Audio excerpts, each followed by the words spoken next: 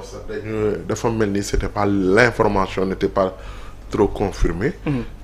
Mais au fur et à mesure que ñuy dem il s'est trouvé que suma juumul c'est la journaliste Feuz Média Feuz Jonn xam moo ko njëkk a génne démenti par des proches de l'opposition de Pape Malick Ndour.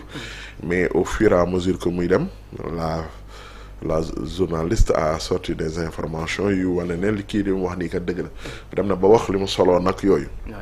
Mais dafa am lenn loo ciy jàng c'était en plus pour man moom il parle d'interdiction, c'est une opposition de sortie. Bon malheureusement opposition de sortie moom doo ko yëg boo demee ba fañ la koy tere nga génn nga koy door a yëg. duñ la ko communiquer certains disent que loolu c'est une violation des droits parce que tamit xëy na bu ñu la teree génn war nañ la ko mën a notifier avant ngay dem aéroport di def say formalités. Non opposition de sortie yoon maye na ko opposition interdiction de sortie mën nañ la ko notifier opposition de sortie mais bon Mansour Faye a démontré que ne tamit opposition de sortie ça peut être attaqué. sooy demee di génn dem Pape Malick Ndour je pense qu'il pouvait appeler un huissier mu ñëw constater ko. bu xëyee mu dem attaquer ko auprès du juge mais bon pour man dafa am benn règle rek yow y a une procédure qui a été entamée. Durant cette semaine man yaa ngi dégg ñu naan Pape Ablaye Touré entendre nañ ko. Mais quel que soit Alpha juste pour sauvegarder ton image tu n'as pas besoin de sortir du pays. Non dans la semaine c'est une affaire qui te concerne. Oui. Non man su ma doon voyage damay voyager avant mais mënoo bàyyi ba ñu ne dans la semaine et bon il y a des indices man gëmuma ne je suis pas sûr que da doon daw mais il y a beaucoup d'indices ñoo xamante ni dañu jàpp ne Pape Malick Ndour takk na boo commencé bëgg a génn et loolu la justice sax. parce que nee na dawul. xëy na non bu doon daw jaar Kaolack foofu dem na ko jege même bu dawul le pouvoir du la bàyyi ngay jaar foofu di dem. du la bàyyi ngay jaar aéroport di dem ça sincèrement il faut s'attendre à ce que ne avec tout ce qui s'est passé pour man. il pouvait éviter non il pouvait éviter ce fait là. wax ji yëpp moom mënoon na ko éviter boppam mooy lan man génnuma ba léegi nii ba ñu ne diglu nañ Pape Ablaye Touré dans la semaine. du semaine boobu laay génne.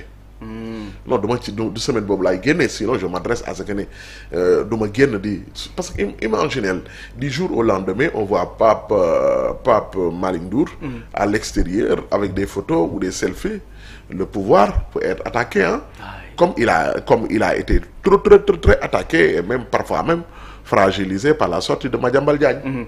war nga xam ne gis nga suñ lay jiiñ dëmm doo seeñoo yeeli gone.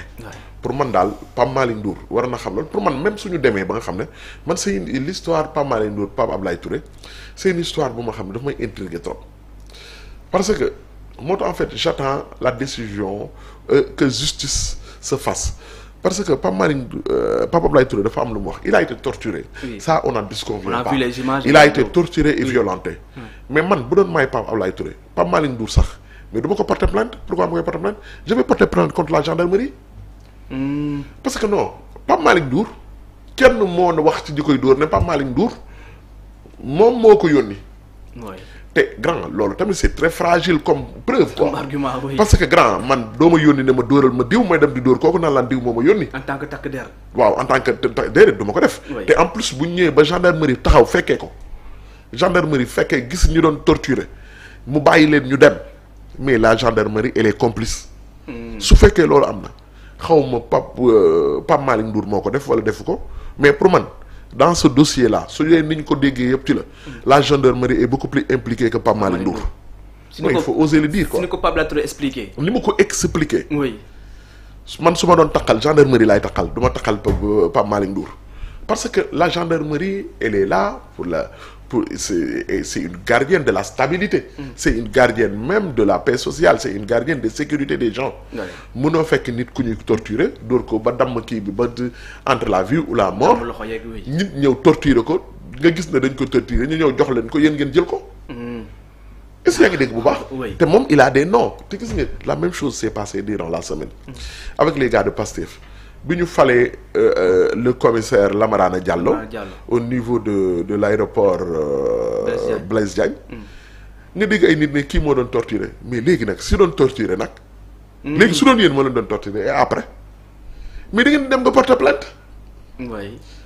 yéen dafa am loo xamante ni la loi interprétative wala ju bañ di wax la même chose. mais boo porté wu plainte léegi nag mais yow xamoo ko autorité bi xam ko Diomaye xam ko. oui mais tey jii ministre de l'intérieur il n'est pas censé savoir que ne kii kat takk na ci mais boo takkee y a un dossier pendant kenn du ko fal dara. mais boo toogee mais grand il faut que un état dafa am nu mu war a doxee.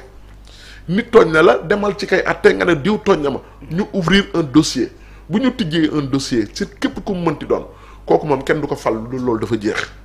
mais boo toogee rek nga toog yow da ngay xam ne kat yow tu as fait une erreur li Waly Diouf Bodiang wax man jour ba ma njëkkee dégg j'ai vu je pense ni dof mu publier ko ma ne waa ñii léegi yéen lan lañ bëgg non mais qu'est-ce que vous voulez exactement soit on est dans un état normal soit on n'est pas dans un état normal. oui. Il a été torturé la justice mais la loi de sur l'amnistie mais dañ ko interpréter. dañ ko interpréter wax ci lu leer le conseil constitutionnel nee na. les crimes de sang ak torture yi ak torture loolu bokk ci. man pour man. yow da ngay xam ne kat def nga faute mooy heureusement sax bi ay Diomaye wala ministre de l'intérieur bàyyi fa kooku. parce que yow justice interprété na la situation que ne ay torture bokk ci mais man su dee man j'ai été torturé semaine boobu laay dem porter ji plainte. saisir la justice oui. damay saisir suñu ouvrir un dossier contre Pape Cheikh Sylla mais Abdourahmane mi nga xam ne moom moo ko mën a fal mais du ko fal. sinon bu ko falee tamit maa tey lay doon. mais nit ñi tamit mënoo yow porter yo plainte ba pare. nga ne non bu ko kenn laal il faut que tamit soit ñu xam état normal naka lay demee. pour man gis nga il faut que justice man je fais partie des gens yi nga xam ne nii néew ma nañu fayantoo mais dañoo war a xam qu'est-ce qui s'est passé exactement. il faut que nit ñi xam bu ñu bëggee ëllëg lii doot fi amati nañu xam bu baax a baax a baax. mu susciter des erreurs. li ci jëkk nag mooy lan ñi nga xamante ni ils ont subi des tortures de diw ou de diw ñu xam ko nañu dem ñu porter plainte ñoom. très bien alors Pape Cheikh l'affaire des victimes gis nañ fi la loi d'amnistie xëy na ñu bu ko interpréter conseil constitutionnel daal di dex déet xëy na coow lu bëri tijji nañ dossier bi convocation yi commencé na Pape Abdoulaye Touré moom moo nekk la première personne convoquée l'affaire bi aussi ñu bëri jàpp na xëy na mën na leer justice avant paix jàpp na xëy na war nañu dem si réconciliation yow noo jàngatee situation bi. non ñoo ngi ci comme ni ko Maxu waxee am na yoo xamante ne pour ñu dépasser ko il faut que ñu élucider ko après ñu dellu si dem si leneen mais victimes yi bari nañ commencé nañ ci moom am na ñeneen ñoo xamante ne dina signalé wu l'essentiel mooy une justice ferme rek def li mu war a def après victimes yi xeetu victimes yëpp ñu xool voilà ñan ñooy victime ñan ñooy bourreau voilà bu ñu ci bëggee génn daal bu justice defee li mu war a def rek je crois que ne Sénégal dina ci génn parce que nag bu dee nit dañ ko torturer ci réew mi ki ko torturer war na rendre compte bu dee nit dañ ko faat ki ko faat war na rendre compte war nañ ko sanctionner bu dee nit tamit dafa yàqu commerce nit ki ko yàq war nañ ko juger mu teg ko fi nga xamante ni fa lañ ko war a teg voilà bu ñu defee loolu rek nga xamante ni ñëpp ñoo xamante ni jalgati nañ yoon bi teg leen li ñu leen war a teg je crois que Sénégal dina ci génn ak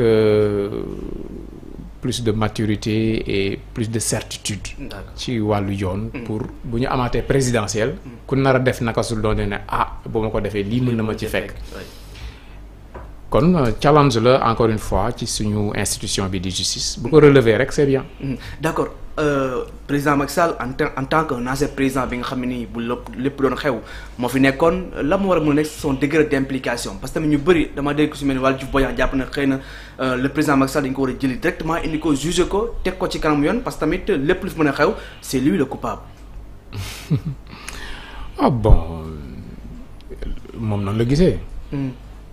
am na droit gisee noonu mais affaire dafa am fu muy jaar ak ñoom politique la ñuy def ku nekk ni muy apprécier ñun on essaie d'analyser fait politique yi on essaie d'être honnête ci li ñuy wax sans pour autant ñu voilà fexe ba nga xamante ni élément de langage ñii la ñuy jël wala bu ñëwee wala dañuy far fi wala fe on essaie d'être honnête ci li ñuy analyser donc politiquement ñoom loolu la ñu wax am na ñeneen ñuy wax leneen mais mbir mi dafa am ay procédure dafa mel ne ñoo xam dañuy xëy rek ne la ok président Diomaye moo ñu tooñ waru woon bàyyi Macky Sall mu génn réew mi xam nga loolu du lu kenn xam